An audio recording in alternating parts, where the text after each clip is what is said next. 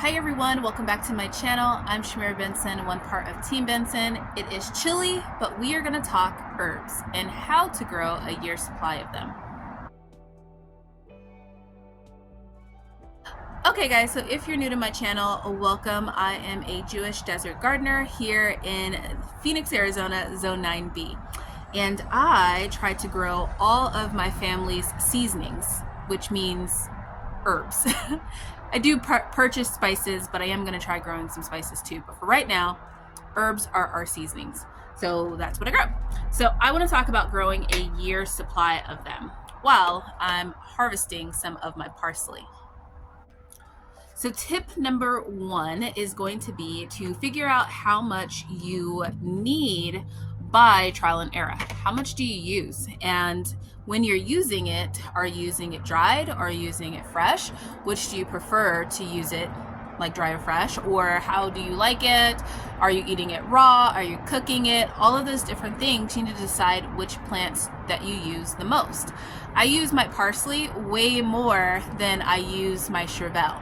So I have 3 parsley plants versus 1 plant of chervil.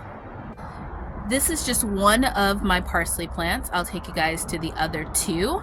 But my second tip is going to be to harvest them often. Take all of these leaves that are grown up off and just leave the little stems. Now I do have 2 plants in here growing. That's going to be tip 3, is that you can get a bushier plant on some of your herbs by planting 2 of them versus 1. But back to the second tip, let's take all of these leaves off of this parsley so that then we're not wasting them. Like this leaf down here is a wasted leaf that we could have eaten, but we didn't pick it early enough. So on just 1 plant, I harvested that much parsley, and I took the plant down all the way to that bare minimum, like the few little crowns that it would need. And don't worry, it's going to grow back, and it's going to grow back even more because now it's like, oh my goodness, I need more leaves. I need them quickly. So the next tip is going to be to take a year to see what you actually use. I try to grow everything, like a year's supply of everything, and then the next year I'll adjust and see if maybe that wasn't enough, or if I needed more, or if I needed less, because you don't want to waste space on things that you could be growing other things. For instance, I have a small space garden. Even when we get a lot of land, I'm probably still going to have a small space garden because I don't like to waste time and effort on growing stuff that I have an overabundance of that I really don't need when I only needed a few of those plants. Like my rosemary, for instance, I don't need like 47 rosemary plants.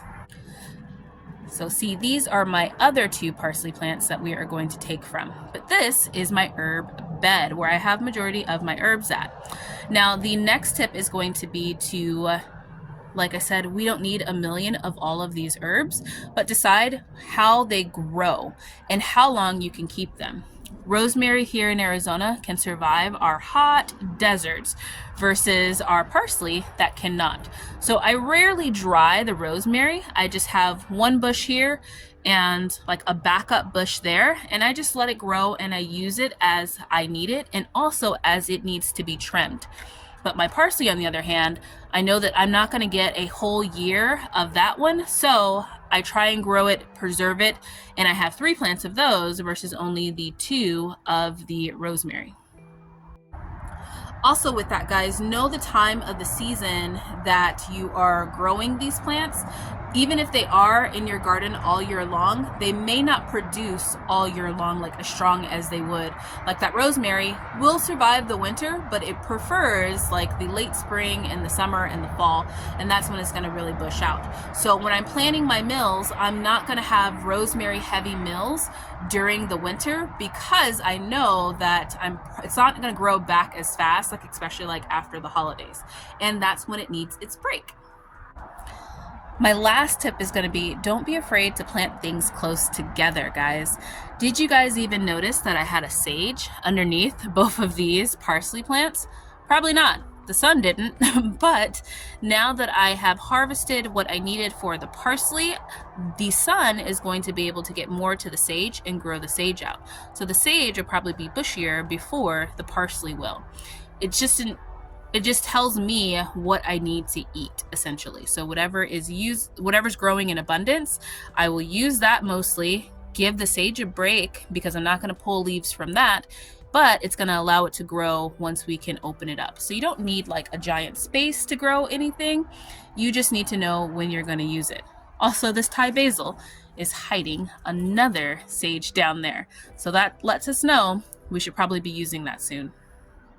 Well guys, we are getting more winter rains, so I'm gonna take all of this parsley inside and I'll show you guys how I preserve it in a later video. But for right now, I'm gonna take myself, parsley, and camera inside before we get rained on.